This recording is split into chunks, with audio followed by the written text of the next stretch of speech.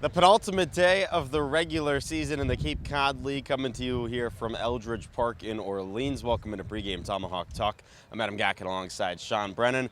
And Sean, tonight going to be the longest night probably of the season. We're here at Eldridge at noon. We're going to go to Dorn at 7 o'clock. But let's take things back to last night at Hyannis. Another fog out.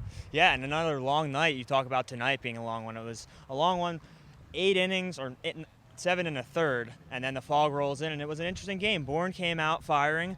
They put up 5 runs in the first 3 innings. That total is up to 24 runs in the first 3 innings in the past 5 games, and everything was going good. Joe Arriola gives you 5 solid innings of 2-run ball, but then Bradley Stewart and John Abraham, come in and issue 6 free passes in 3 innings.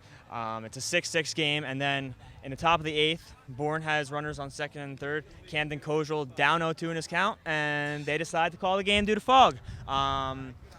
Would have been interesting to see what happened if they finished that at bat, but in the umpire's defense, it was very foggy, hard to see in the outfield. So not the result that Bourne wanted, but the good news is that they get to wash it and get back in action really quickly today. And for Orleans, a squad that needs to win games. If they win one, they clinch a playoff spot, and they've been playing better baseball as of late. Absolutely. In the past 10 games, they're 6-4, and they really put themselves in that playoff spot. And the story with Orleans this whole season has been their offense. Just hasn't been able to get it going. But in these past 2 weeks, it really has. They've have the 5th most runs scored. They're top 5 in most offensive categories, and a big part of that is Ben Ziegler-Namoa. He has the 3rd highest OPS during the past 2 weeks in the entire league, so he's been a big part of it. The pitching has been solid as it's been for most of the year, so really, the saying goes, you're getting hot at the right time. Well, the Firebirds are certainly catching fire at the right time. And to try and slow them down, the Bravos will go with a brand new pitcher out of Alabama.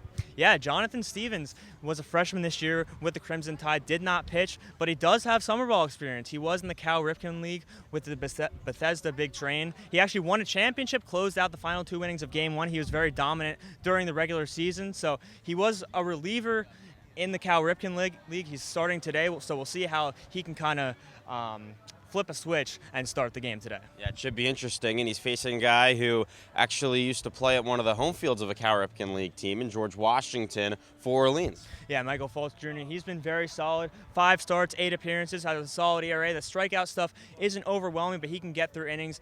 He's definitely one of their better starters, and it's gonna be an interesting matchup today. An experienced guy going against someone who has not pitched yet on the Cape. I'm interested to see how it plays out. Well, game 1 of this doubleheader coming up at noon. It should be an interesting one. A reminder, these are both 7-inning games today, so we will see you at noon.